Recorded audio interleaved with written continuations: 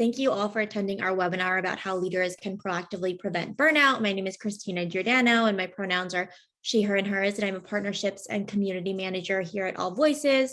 To give some context around AllVoices, we're an always-on employee listening tool used to ensure a culture of trust, inclusion, and transparency at companies around the world. And today we're discussing a really tangible and relevant topic today around burnout. And to provide some context, burnout can mean many different things, but we're going to get specific in our conversation today. Harvard Business Review notes that burnout is not only related to work-related stress, but the stress of the world, your positionality in life, if you're a caretaker, working parent, or suffering from loneliness from being working from home for the past 18 plus months. And Oxford University has given a study that's shown that happy workplaces are 13% more productive. So happy workplace, addressing burnout as well. And then we have burnout experts like Kelly Bonner, who says we really need to implement strategies that operationalize working smarter and not harder. So I'm very excited to dive into the conversation with our panelists today. If you can start off by telling us a little bit about yourself, including your pronouns, your role in the work you do at the company, and then we'll get into the meat and potatoes of the discussion. Dr. Scott, I'll start with you. Thanks, Christina. So happy to be here and be a part of this panel. So thank you to my fellow panelists. I'm Dr. Rachelle Scott. My pronouns are she and her, and I'm Medical Director of Behavioral Health at Eden Health. And so Eden Health is really a primary care company that's really looking to simplify healthcare. And our definition of primary care includes physical health, mental health, physical therapy, and benefits navigation. So we try to simplify and provide all services in one holistic place. So happy to join you all. Thank you. Awesome. Thanks for being here. Tim, I'll pass it to you. Hi, my name is Tim Betry. My pronouns are he, him, and I am the Vice President of People and Places at GoPro. So I run all of the HR and talent acquisition across the globe, including Places, which is office management, security, and real estate. I've been at GoPro for about 3 years, but a lot of my background's also been on the startup side. So familiar with both startup, accelerating high growth companies and dealing with burnout, and also dealing with the burnout that we've had through the pandemic with COVID and beyond. So excited to share more of our strategies with you. Awesome. What about you, Brooks? Good afternoon. Good afternoon. My name is Brooks Griffin. My pronouns are he and him. I'm the Corporate Social Responsibility Coordinator of the NBA champion Milwaukee Bucks, and also a proud member of our Milwaukee Bucks Foundation as well, which was started about 5 years. So I have the proud privilege, one, to just be a hometown fan, but then also to employee of the Bucks, but then also to lead a lot of impactful work that we do as for the Bucks, but then also for our foundation in the community, such as philanthropy work, programming, and also policy work within our community to really drive change. So I'm super excited to be a part of this panel and this webinar with great organizations to really share strategies on work that we're doing here in Wisconsin, but then also to internationally for burnout. Great. And Chris, tell us about yourself. Hi, everybody. Chris Galy, he, him, and I work for Couchbase, and Couchbase, as of July 22nd, is newly listed on the NASDAQ. So, burnout is, even though we've had lots of things to celebrate, burnout is still fresh on the mind, just because of not the pace, but also the length of some of the challenges associated. But growth is awesome and growth is good. But what got us to where we are today is not going to be what gets us to where we want to be. And I think with all the things going on in the world, and us looking at what does it take to get to the next level, there's excitement, but at the same time, that excitement comes at a cost and a fear of what's going to be asked of people. And so I appreciate being here. I can't wait to learn from everybody. Yeah, thank you, Chris, and thank you everyone for being here and being vulnerable and sharing kind of best practices for mitigating burnout and how you've kind of leveraged strategies at your company as well. I do want to start off the conversation, as we discussed on our kind of pre-call, with a definition of burnout too. The World Health Organization defines burnout as a syndrome conceptualized as resulting from chronic workplace stress that has not been successfully managed. And other articles have cited other causes of burnout related to life, such as loneliness, isolation, responsibilities of caretaking. Dr. Scott, from your clinical perspective, what does burnout really look like in practice so we can recognize it in ourselves and in others? Yeah, I mean, I think, the World Health Organization definition is a good place to start. I sort of think of burnout as having multiple causes, right? And so it's a state of emotional, physical, and mental exhaustion that can be caused by stress. And so if you sort of break it down into some of those different states, I think it could help us think about what it might look like clinically. So from a physical perspective, how does one person experience stress right? So for many people, headaches can be a sign of stress, right? That like something is really stressing them out. For others, gastrointestinal stomach issues, sometimes they feel there's stress in their stomach or their gut. That's a very common way for people to sort of experience stress. Other people carry stress in their shoulders and their lower back. So, back pain, shoulder pain, and just a general sense of fatigue, so like you're sleeping, you're getting 8 hours of rest, but you're still tired and still feeling this lack of energy, I think are signs that potentially could be burnout. And then I think emotionally, right? So feeling drained, sort of feeling lack of energy, disconnected from other people, or maybe trouble in relationships. And this could be work relationships, it could be personal relationships, sort of depending on the cause of your burnout. And obviously there could be multiple stressors happening at the same time, sort of like the pandemic, right? That has altered all of our roles, our roles at work, our roles at home. If you're a caretaker, having to sort of navigate all of those changes and transitions, right? So that could be a sign, interpersonal difficulties, feeling disconnected, feeling drained. And then sort of, I think the third component for me when I think about burnout is someone who just sort of feels cynical, right? There's a certain level of cynicism.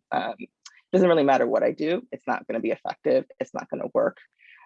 So you could see that at work, where somebody who had been used to producing sort of high quality work, or somebody who's been really engaged with their team or with clients, all of a sudden you see a change in sort of their effort, their levels of engagement. And I think that comes from just a reduced sense of efficacy. Like, again, I'm not good at my job. I don't feel like I'm cut out for this.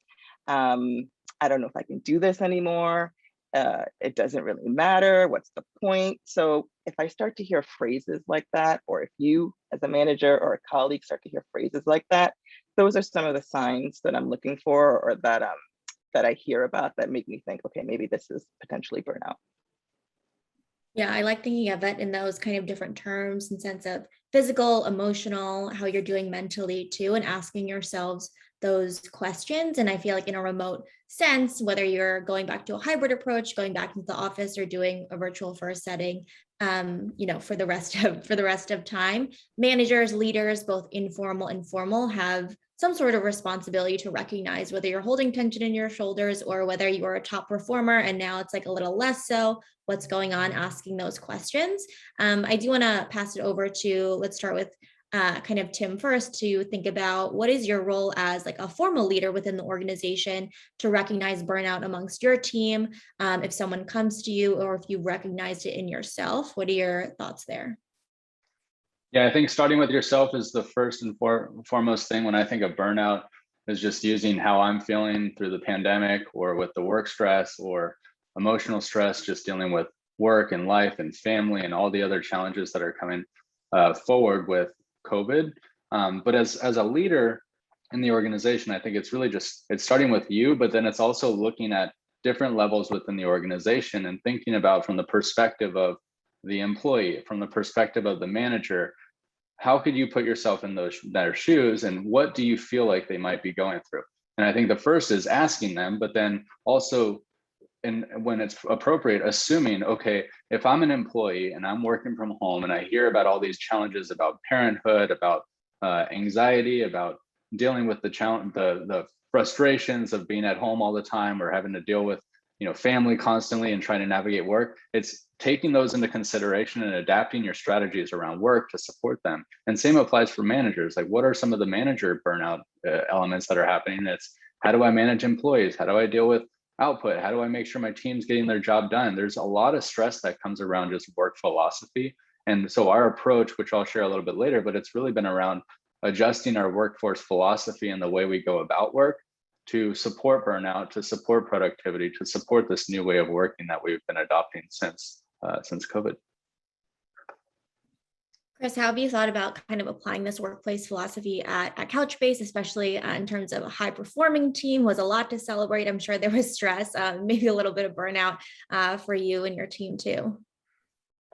Yeah, and I think building in both the N=1 measurements and metrics, each individual, how they are handling things personally, as well as building that and cascading that up to the higher level where you're looking at your metrics, whether it be the engagement metrics or your pulse metrics or things, because there's also a challenge these days with people even not wanting to say how burnt out they are, right? And whether it's because they don't want to let the team down, let the manager down, let their family down, whatever that might be. And honestly, the other thing too is that the pandemic and one of the great outcomes of the pandemic is pushing us all out, and we all got to live in that worker's shoes for a little bit. But now things have gotten somewhat routine, and just making sure that the routine answer of the standard check-in and how you doing, how's the family, what's exciting you about today, what challenges are you having, become routine, and then people start to give you routine answers. It's like dealing with your teenagers. Hey, how was your day? Good. How was the dance? Great.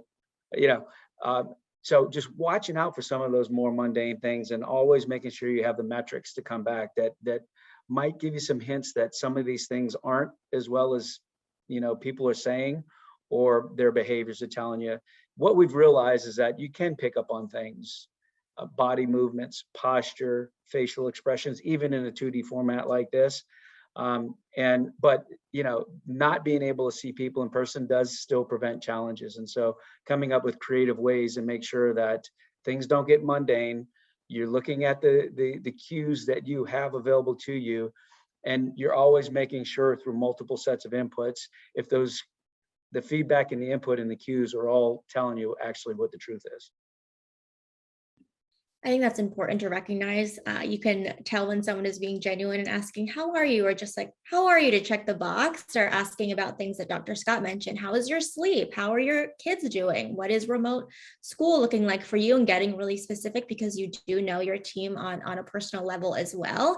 I know, Brooks, for you, you just kind of joined the Milwaukee Bucks around 3 months ago, and kind of shared how the team and really the workplace has really supported you and your mental health as a direct service team member, and working in the community can be a lot. Can you share a little bit about why it's important to have this philosophy that really does support mental health in practice and in action for its employees?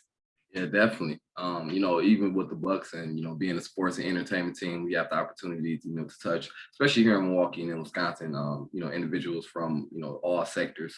But it also brings the importance of burnout, for the community, for families, for youth. Especially in the pandemic, we realized that, everybody has felt a sense of just stress, and especially the hit on their wellness. So not even in terms of basketball terminology, but we all had to learn how to pivot. The Bucks have won the championship, the first time in 50 years. And through this, managers had to get outside their box. Marketing teams had to learn new skills that we never have been before. So, just even coming in as the first season and also being a part of, a dynamic team that works together on the court, off the court, in different departments. We're learning how to just really build that balance in work, but then also understanding that it's important to really care about individuals, to, you know, for my managers to welcome my daughters in. It really shows, you know, that it's not just about the skills that we give, but also the heart, and why we're really there. You know, I'm there because basketball is a passion for mine, and to have that be the forefront reason of why we're giving back to the community, it just makes that culture so much better, to have those open and authentic conversations of, hey, I'm tired, hey, I'm stressed, I need help. It's just all about building trust. Yeah, and I think, you know, I would argue 20 years ago, or maybe even more recently, we wouldn't be having conversations around really building trust or talking about the employee experience as well. But now they're really top of mind, and goals for organizations, to what Chris said, putting goals behind it and really building out these metrics, putting in these data inputs. Dr. Scott, from your perspective, how do you really build trust, like any relationship, as a baseline with employees from that psychological perspective? If there are tangible ways to do that at work, if it's different than kind of the relationships in your life. Yeah, I think trust in a relationship is similar, whether it's a work relationship or a personal relationship. The elements of trust are the same, right? And so I think obviously treating people with mutual respect is important, right? And so first and foremost, doing that. I think empathy goes a long way, and compassion, right? So empathy is sort of like the feeling, like I don't understand what you're going through, but I imagine it's difficult. I think compassion is empathy plus an action, right? So what are you doing to help somebody if they're going through a hard time? How are you demonstrating that you really care about what it is that they're going through? And so compassion is just the added action or step that you're taking to sort of show your empathy. But I think for me, you know, when I think about trust, I think it's something that develops over time, you know, and I think the expectation is that this is something you're going to take time to sort of build. I think authenticity is also super important, right? So in order to sort of notice if somebody's going through burnout, you have to know what their baseline is. So what kind of conversations have you been having with your manager or supervisor, or maybe it's an exec, you know, person, or maybe it's a colleague? You know, you can't really expect to go from 0 to 10 or 0 to 100 in one conversation, but you can sort of take small steps. I think the things that are really important that I've sort of said, mutual respect. I think everybody wants to feel heard and seen. And I think if you could just start with those two things, it's a great place to start.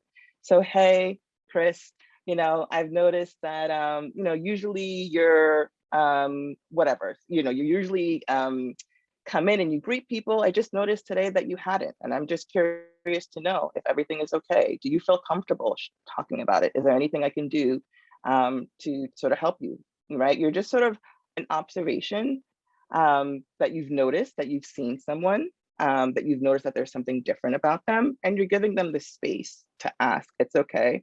Do you want to talk about something? Can I help you? And if so, how can I help you?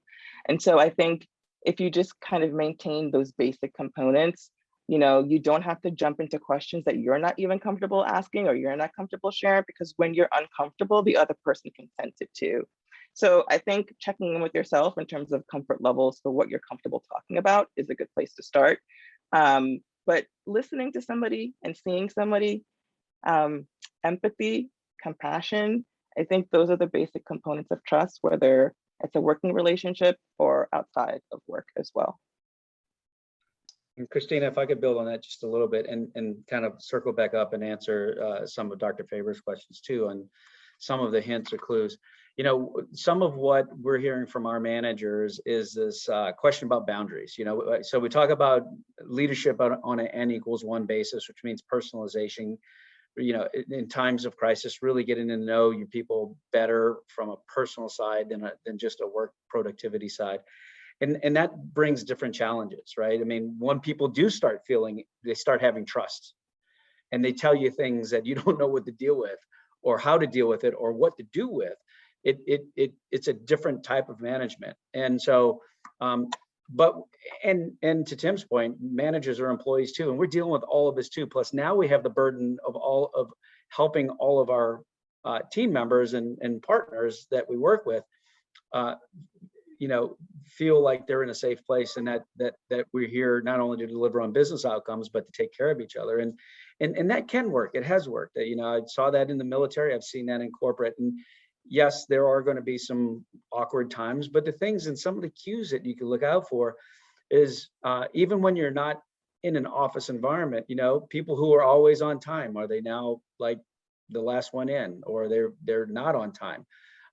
People who engaged a lot, are they engaging less to give other people time to speak, or they're engaging less in the conversations and the dialogue because something else is going on? And just, from a management perspective, seeing different behaviors or different levels of engagement or interest, I think is one of the first. Of course, then you have the body language. And, I had one of the folks on my team who was very critical to this IPO process, and I couldn't not have engaged in as many things as this person was. And this is a person that I served in the military with, so I've known this person for 30 years. And I even missed on some of the cues, and I missed because I was really, really focused on outcomes a little bit too much. Now, I ultimately did catch up with them, and we figured it out. But even when you know people, or you think you know people, everything's so different. So just be looking at differences in behaviors and patterns and things that pop up. And also listen, because a lot of times they're not going to tell you, but they will tell other people. And so, making sure that you have that 360 view. I'll add to, I really like Dr. Scott's point about asking proactive questions to uncover how people are feeling and creating that safe space. And I think as leaders or even as managers, you want to be creating that safe space by showing up yourself and being authentic and being raw and open and transparent. So for example, for myself, I run the people and places team, but I make a point to meet with every single person within my organization, at least for 15 minutes once a quarter. And when I have those meetings, I always can tell, like, sometimes people are like, oh, I'm meeting with the vice president, what should I say? And I usually just go into the meetings and I'm just really loose, I'm relaxed, I share, I'm like, how's it going? It's tough right now. And I even share my own experiences. And I notice like the stress level just kind of decreases a little bit. They're like, oh, Tim's super approachable. He's just a peer in this situation. I can be open with him, raw with him, honest with him. And so I think for us as leaders, it's just, how do we show up in the meetings? How are we portraying ourselves? Are we being approachable? Are we being candid? Are we creating this safe environment for people to just be themselves? And if your answer is yes, then you're doing your job. And that really extends not only to your own teams, but to your departments, and then also just the company in general. So whenever there's opportunities to coach leaders, to share best practices around building a high trust environment, it's really coaching and enabling leaders to support just being transparent, raw, and authentic, because it has a ripple effect on teams, on departments, and ultimately on the culture in the company.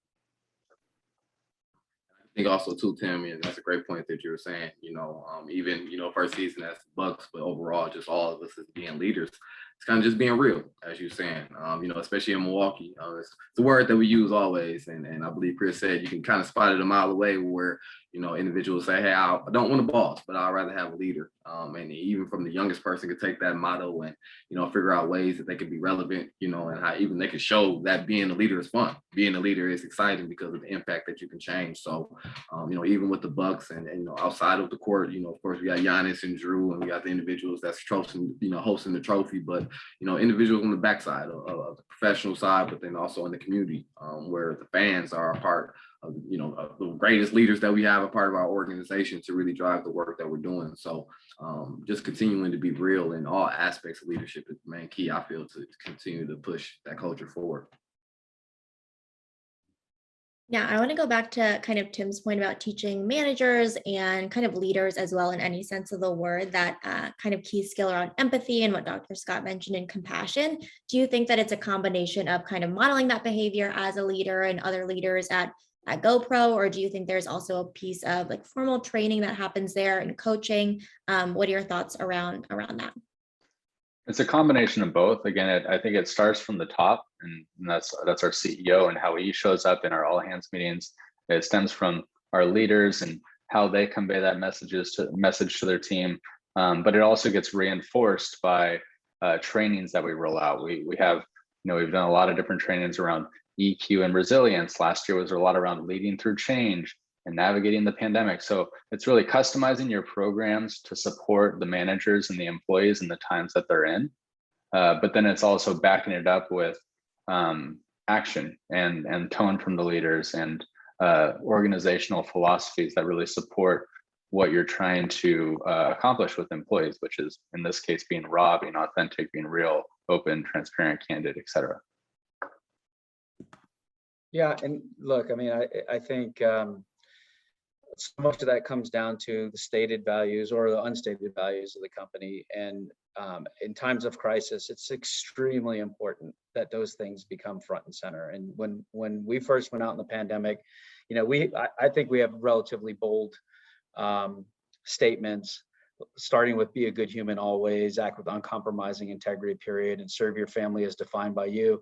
And we could have lost the entire company if we weren't living those things and we didn't lead with them. And making sure that everybody feels that, yes, there's always going to be trade-offs and balances between work and home life. And now we just got put in a situation where it's all the same. And making sure that people feel that they know that this is all new stuff to all of us, and we're gonna go through it together, and we're gonna learn, and we're gonna share. And I think for the organizations who did lead through their values, whether they're written down or not, that level of consistency brings psychological safety, right? Because now there's fewer validation points by looking around the office and seeing, hey, is this person really saying what they're doing and doing what they're saying? You're in this, this two-dimensional virtual world, and you don't have as many cues. And so that's where it's really, really important to not only just communicate it, but where you can live those values in an authentic way and celebrate them. Chris, I want to ask too, because you mentioned kind of metrics and kind of asking people how they're feeling and consistently pulsing them too. How do you really measure, knowing that it's a dynamic process, if your environment is psychologically safe for employees? Is it really that qualitative data and quantitative data? What does that look like for folks who are looking to really measure that consistently on this webinar? Yeah, I think a lot of companies have annual surveys, and if when the pandemic happened, going back and looking at the questions that you ask and make sure that you're asking the questions, and then make sure that you ask them a lot, not just through a survey mechanism, but being very operationally rigorous around one-on-ones and not only tops down but bottoms up feedback. True check-ins, obviously watching the trends on how many people are going on leave, watching the trends on are certain benefits getting higher utilization? Do you have the right benefits? All those different things that are and then you have Facebook, and you have Glassdoor, and you have the application rates, and you have all of these different things that are to some degree normal business metrics, but it's how you look at those metrics and how you're trying to see and you're adding and you're getting better metrics, but how are those things playing out with a different lens than you had when you were either mostly in the office or a hybrid environment without a pandemic? Hopefully that answers your question, Christina. Yeah, I think that definitely makes sense. And continuing to ask for feedback, I think, is really important. It sounds like a multitude of ways, from one-to-one, from asking from a company perspective, surveys, and there's just a multitude of ways to do that and meet employees where they are. I know a couple of folks sent questions for this webinar as well, so I do want to address some of those too. And then if you do have questions, you can also put them in the chat and we will answer them as well. But someone asked specifically around seeking insights of how to prevent burnout in a startup environment. So either like a formal startup or just like have a startup or entrepreneurial mentality where resources are really stretched thin and there are competing priorities. People are sometimes burning the midnight oil. Work-life blend is a term that I kind of like more so than balance, because sometimes you will work late, sometimes you'll have less work. But how could we really address this from a variety of different perspectives? What is everyone's kind of opportunity here? So from people operations, HR point of view, executive leadership, individual contributor, and team. I want to start with like the individuals and the team members too, especially newer folks who are joining the organization. So Brooks, I'm going to pass it to you first to think about kind of your role in that. Yeah, definitely. Especially in the startup lane. So outside of the books, I do a lot of youth motivational speaking. Worked a lot of years in, direct service, working with nonprofits and youth centers. And, my passion is youth. I believe that they are the most valuable and vulnerable resource. And to really give back to our community, I believe that the youth should be our first hand point, right? So, of course, we do a lot of impactful work with the Bucks. We incorporate that passions into the Bucks in terms of our youth camps and how we, give our monies away and how we really drive change and impact. But then also for ourselves, it's like, okay, what do I do when I get off, the clock? Or what do I do when I get off the corporate world? Do I stop and say, oh, I see a kid, do I want to motivate them? Or do I find the trends and read on what, youth are facing, especially now during this pandemic? So for me, as a leader, especially during the last 18 months, I just found myself to really find strength and just leading by my purpose and being more aware of just like, what is my why? And making sure that no matter what I'm doing in terms of corporate work, no matter if it's in my startup, no matter if it's with my kids, no matter if it's in the community, as a leader, am I being led by my why? And then kind of have Tim said, if you're doing that, you're not doing anything wrong. You're actually doing what the world needs. And then once you start to see that if individuals aren't being led by their why, or they're struggling on finding their why, or dealing with a lot of challenges that we also all have gone through, especially during the pandemic, then we can start to be that leader to open up those first conversations. So just leading on purpose and open and being open-minded and asking questions internally and then also externally as well too. I think that makes sense. And I think that speaks to kind of Chris's point as well in terms of company values and whether they are formalized or not as well, written down. It's always something that's grounded and you can come back to. For Chris and Tim, I thought it was interesting for this question. She separated out kind of people operations, HR point of view, executive leadership, and managers. Do you think everybody in those kind of three buckets has a different responsibility or a shared responsibility to really address burnout in a really entrepreneurial setting where people are doing a lot there? I'll start with some general thoughts, and then Chris, you can jump in. I would say like startups are unique, right? So everybody's grinding a million miles a minute and they're trying their best to get things done. But from my experiences, it's always important to align on what are the priorities, what are we looking to accomplish, and then just being super transparent about what's possible and not. And for employees and individual contributors, it's being comfortable saying no or setting boundaries. For managers, I think it's really important to align on output. Like, what are the expectations of the employees, and making sure that you as a manager are ensuring that this is a reasonable work amount, getting commitment up front rather than just piling on additional asks over and over where people will eventually burn out. And then for leaders and managers, especially, it's, some folks like to lean in and log in at the end of the day before they go to bed and type up a bunch of emails. But, like Brooks mentioned, that's going to naturally burn out your teams. And I've had managers before that send me 10 p.m. emails and they're like, oh, Tim, don't worry about it. Don't respond until the morning. And it's like, naturally, I consider myself a high performer, and to hold that standard, I always respond to emails on the spot. So when I get one at 10 p.m. right before I'm about to go to bed, I'm naturally going to be thinking about it all night, or I'm going to want to respond to it on the spot. So it's just being mindful of those things. And as a people team, especially HRBPs, it's coaching leaders and coaching teams to not do that. And then moving that to the people operations teams, I do think a lot about like HR technology, especially as we move to a distributed environment. And I think talent management and our philosophies around engaging employees and managers in one-on-ones, having clear tracking mechanisms, having a lot of transparency around output and what are people committed to and what are they doing. I think there's a lot to be unlocked there in terms of how we work, how we set expectations with employees. And I think that's how the people team specifically can get more involved.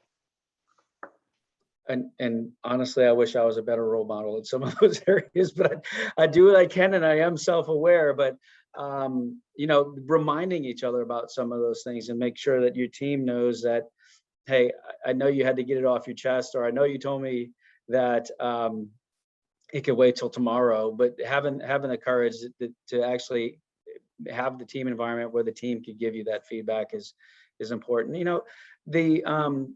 There are different levels. One level at the executive level is what we found, and I think a lot of people have found this, and this isn't groundbreaking aha or anything, but what we found was even in a pre-IPO company, we were in 23 different countries. And you have to say more than just go take vacation, go recharge your battery. The reality is if the entire company is not off, nobody's doing it, right? So being strong enough to, especially with all the things in your plate as a leadership team, to say, you know what, we could afford a couple of days here. We could afford a couple of days. Everybody gets shut down. We can manage it and set expectations well, but that alone, those breaks, we would call them, mindfulness days, or we call them, we would give days to actually go do stuff in the community, Couchbase cares days, and people could choose to either volunteer, find their passion points and their pivot points around things that will recharge the battery for them. Even though it may not ultimately give them all the rest that they need, but it charges the battery in different ways. And that's company level stuff. Manager level stuff is we do have unlimited PTO. Managers should be managing that, and leaders should be making sure that the managers are managing that, because having unlimited PTO and either low quality time off or not being able to take the right amount of time off, so having some of these programs aren't that great unless they're actually being put in use. And then, just in my thinking as I'm hearing everybody, one of the things, because I started talking about how important the onboarding programs were, and another mechanism, Christina, my CEO still meets with all new hires. Half of the hires in our company were hired during the pandemic, right? So we have a lot of people who have never set foot in an office. And so both of these cultural mechanisms, but check-ins at the same time, we measure through onboarding, like, what is time to performance, like time to productivity, like how quickly and how well can we get people onboarding, feeling productive as fast as possible. My thinking now is, but we're not measuring time to belonging, time to making sure that people feel connected to the larger organization, to the values, to the culture. And you could do all of the virtual onboarding or in-person onboarding you want, but this idea of time to belonging is something that popped into my head because of the dialogue, and maybe next time we all meet, I will have some insights to that. Yeah, please keep us posted. I think time to belong and the onboarding process too, whether it's the first 30, 60, 90 days that somebody joins a company, especially over this past year, is really, really important and sets the stage. Nobody likes to be surprised, also in the candidate experience as well. So making sure that folks feel like they are part of the team. I do want to go back to kind of the individual as well, in terms of, we talked about company-wide proactive things and manager proactivity that we can do to prevent burnout. For an individual, Dr. Scott, are there tangible things that we can set up for ourselves, whether it's those healthy boundaries or just figuring out how to recharge ourselves before getting to that point of asking ourselves those questions of, oh no, I'm not sleeping, I feel fatigue, all of those kind of questions that we ask when it's not too late, but we are already experiencing burnout? Yeah, I mean, as I'm listening to everybody talk, and there have been some really great points, I think I always go back to sort of what are the causes or potential causes of burnout. And I think one of the things that really stands out is lack of clarity a lot of times in our roles is one of those things, right? So obviously unmanageable workloads, but I think of in a startup, sometimes you're wearing like 5 different hats, right? And sometimes, what you're being asked to do may not necessarily be what you originally signed up for, or you're just sort of taking on a couple of different roles. And so I always would encourage people to sort of, if it's not clear, try and gain some clarity, because I think we carry a lot of that burden of not being sure, or not being exactly sure what our managers are looking for, what our leaders are looking for. So, it's going back to setting clear expectations. But if you're an individual and you are not sure, I encourage people to ask for clarity, because I think that can really be the difference. Burnout doesn't happen overnight. This is like a period of time, and I want people to remember that too. So if you missed someone last week, a conversation, and you see next week that they look like they're burnt out, that process has been happening from before. And just to give you an opportunity to say, like, just because you missed something last week doesn't mean that you can't say something this week, right? Like, there's always an opportunity to step in, because there's just different phases. And by the time you're looking at poor performance, as an indicator, this person has gone through multiple stages already, or different areas where they may have burned out. So from an individual perspective, obviously things that can set you up for success, right? And I'm really big on routines and habits, just because I think in the pandemic world, we lost a lot of our sense of control. We lost our routines. We lost our sort of our way of life. Now we gained new ways in many ways, right? And so how we felt in the beginning of the pandemic is very different than how we felt in the middle and towards the end, even though I know we're still currently in one, right? But a lot of it has to do with the routines that we've built and created. Hopefully there's some self-care stuff that we've employed as well. But for me, I think, how are you maintaining a sense of connection? How are you maintaining a sense of consistency? And I'm really big on the compassion part. I think those are the three things that I'm always sort of thinking about, the 3 C's: connection, consistency, and compassion. So consistency is really just about routines and habits, and how can you make sure that you're creating some space and time for yourself, whether that's mindfulness, whether that's exercise, whether that's your nutrition. But also, how are you maintaining sense of connection, and whether that's socially, whether that's spiritually, however, whatever that means to you, what are important senses of connection to you to try to maintain. And yeah, I'll always throw compassion in there as well. I love that. I'm also a big healthy habits and routine person. So along with everyone else, very thrown off by the last couple of months. Brooks, do you have any kind of ways that you operationalize this within yourself, especially with a championship mentality, just setting those healthy boundaries, and really, whether it's you or people you've seen on your team really enact those habits, like any kind of stories there or best practices you would share with the folks who are listening? Yeah, definitely. I would say with our team and our mindset that we're having, especially here, I'm really learning about the benefit of a team. Really leaning on each other and having the philosophy is, hey, we're stronger as our weakest link. So, coming in with the mindset of, oh, nonprofit, and everybody's like, oh, no, this is corporate. They all had, hands-on approach to really link me in and teach me new things. But out gate, just my main manager, and we're a department of 4, so we definitely have a close-knit team. And they said the first thing was, hey, ask questions. We know there's going to be questions there. And as Dr. Scott mentioned, my word that I found strength in just growing in with 3 months in is asking those questions for clarity and saying those exact words that, hey, I need clarity about my role. Even if that, your role is like, hey, you're doing something that you feel like may not be your worth, may be bigger than your title, just ask clarity, because you may have a, opportunity to do something they just didn't know you're ready. But then also too about, the work-life balance. I have 2 daughters at home.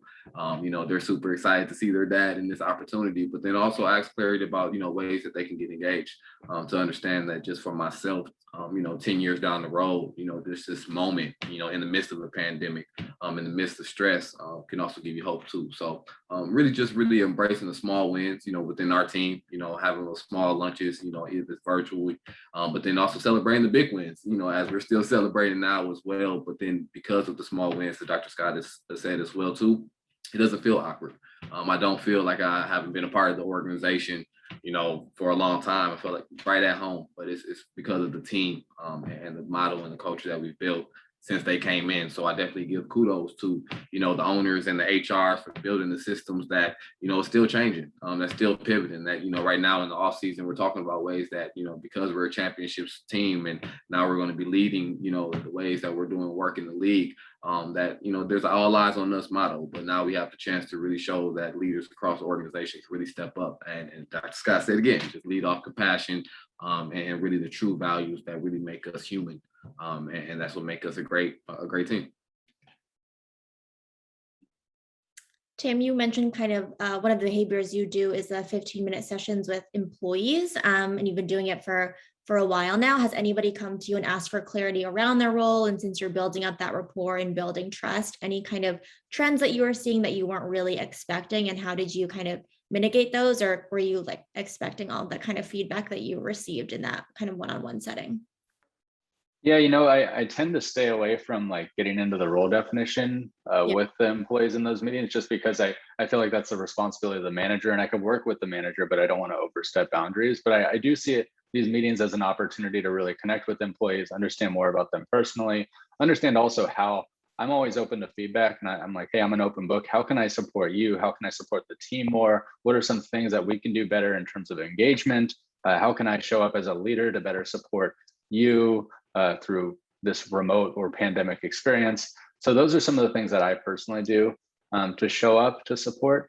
And then I will like talk a little bit about GoPro. Like our philosophy has really shifted lately, where we've been really focused on changing the way we work. And I think with the pandemic, a lot of companies have been forced into this work from home environment and really have rethought or have been rethinking about their strategies for how they're going to see work, not only now, but beyond. And one thing that I love about GoPro, and it's super on brand, like our mission is to be a force for positivity, celebrating everything amazing in the world, and really engaging and offering opportunities for people to live active lifestyles. And for us, like moving that external mission to our internal policy with our employees, saying, we want to unlock distributed work for you. We want you to move anywhere to live your best life and to show up to work as the best version of yourself, and really having that carry through our work management philosophies via output over time worked, through our training with leaders and managers and employees, and how they're being evaluated, and also just in moving away from like a typical 9 to 5 and just saying, hey, do the job to get it done, and work with your manager to make sure that the work is reasonable for you. But then understanding that this future model is going to be a lot different than what we've experienced previously. So it's really cool. We've received a lot of really good feedback, and but we haven't necessarily figured out burnout or prioritization or output tracking. So it's a work in progress, but it's been a change management effort that's definitely supported this new work style for us as a company.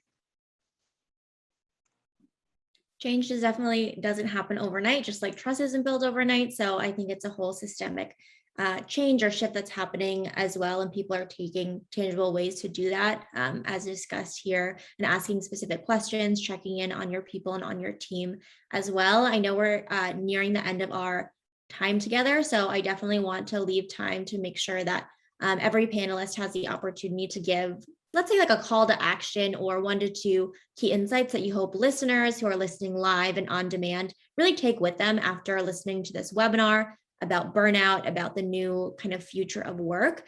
Dr. Scott, I'll start with you and we can round robin it. Thanks, Christina. I don't think it'll be a surprise that my call to action will be empathy and compassion. But no, I think for me, it's really about the conversations that you're having at your workspace, amongst colleagues, amongst managers, supervisors, across different levels of the company. It's really the kind of conversations that you're having and creating that space to have those conversations. I think if you go into those conversations being authentic and understanding that you may not have the answers, but by listening and seeing your employee for who they are, that's almost more than half the battle, to be honest. It's okay to sort of say, listen, you shared something with me today. Thank you for sharing it. I'm not sure what to do, but what I can promise to do is I can find out what the next step is, or I can help get you connected to somebody who might be able to answer that question in a better way. And I think I just encourage people to continue those spaces, to have those conversations, and to create that that trust, and to create that space for you and your colleagues, or you and who you're supervising or who you're managing. Yeah, you're not in this alone. You can help people with resources. You don't have to have all the answers when someone does trust you and come with you with this information as well. Tim, what about you? Yeah, so this has been an exciting topic, not only for GoPro, but just the industry at large. And I think we're moving towards a really exciting phase for work. And as I mentioned, with the pandemic, a lot of companies have been forced into remote work, and they're realizing that it works for them. And what you're seeing now is a lot of companies coming out with these new models around how they're showing up for their employees, how they're allowing them to move distributed, and how that might work for their organization. And what you're naturally seeing as well is this competition and this war on talent, where it's like, who has the coolest, most flexible policies? And in reality, like, there are a lot of really cool companies that are coming out with some cool things. what I think this is much bigger than that is this co-opetition, though. Instead of a competition, it's companies really coming together to further move the needle for the labor markets. And so when I talk to leaders now, I'm saying, hey, let's forget how we're bettering or one-upping the next employer, who we've always seen as a competitor. Let's think much larger. This is an infinite game. This is something that we should really be thinking about 5, 10, 20, a century from now. Like, how are we going to shape the future of work? Because we're at a really interesting pivotal point in how we're showing up for employees. And it's about all of us as leaders to come together, put our heads together, figure out how we can really shape this work model, knowing that the typical 9 to 5 or 100% in-office behavior probably isn't going to work for every company now going forward. And so I don't have all the answers, but in terms of future of work, I think there's a lot of exciting times ahead, and we're just at the start of it. I love that. Chris, what are your thoughts? Nothing to add that hasn't already been said, I think, but a couple of things that stuck out to me is I love the compassion equals empathy plus action. I love that we learned a lot, even though that change was thrust upon us. And we need to make sure that we don't allow our companies, our natural instincts to take us back to where things were, because the reality is things are better. They're more opportunistic. They're more talent oriented as opposed to company oriented. And we just, as HR leaders, we just need to make sure that we're continually building the platforms and the processes and the capabilities to make sure that we don't go backwards again, right? And so a lot of what has been said here, I'm going to plagiarize. I will give due credit where possible, but I'm going into my next E-staff meeting. I'm going to look a lot smarter than I am. So thank all of you.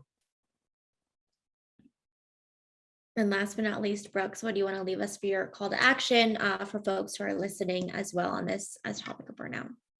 Yeah, thank you again, Christina, for having me be here, and especially as a leader. I would say the call to action, just for all leaders of all sorts, is even a model that I just incorporated myself as a young professional, as a millennial. It's just to heal, grow, lead, to be really intentional about healing from our past, no matter if that's a stressful situation, if that's things from childhood that you may have to address, if that's things, within the family, and really how that's affecting our adulthood, our professional life, and if that's really digging in and really learning about that, being confident with that as well, but then also growing into your purpose, so that finding what that is and finding your why and your leadership style and your team as well, but then also leading with love. I really believe personally as a leadership and as a leader, just the word love, it's not said enough, but then it's also not shown. So when Dr. Scott said, showing compassion and empathy and just really with action, to me, that's love, where you can really go out and just really show the human meaning of just each other outside of our company. So if we can keep those three things in our head, just my encouragement that we can continue to lead this world towards, like Chris said, towards a better place, no matter what we're facing right now, especially during this pandemic. Yeah, it's a long-term commitment. Well, thank you all for being here. Be intentional, lead with compassion, act with empathy, be humble throughout this process. Nobody has all the answers. We're not alone in this. Lean on each other as a community, and the folks on this webinar and the folks at different companies. There's a huge opportunity to make the workplace, again, more equitable and ensure that people do feel supported no matter where they are in the world. Thank you all so much for joining our conversation. That's all the time that we have today. And if anybody has questions around AllVoices and our kind of mission to build communities and companies that really value that employee feedback and build a sense of psychological safety, trust, inclusion, and transparency, please let me know. And you can find our panelists, of course, on the internet via LinkedIn. But thank you so much and have a good rest of your afternoon, everyone. Thank you.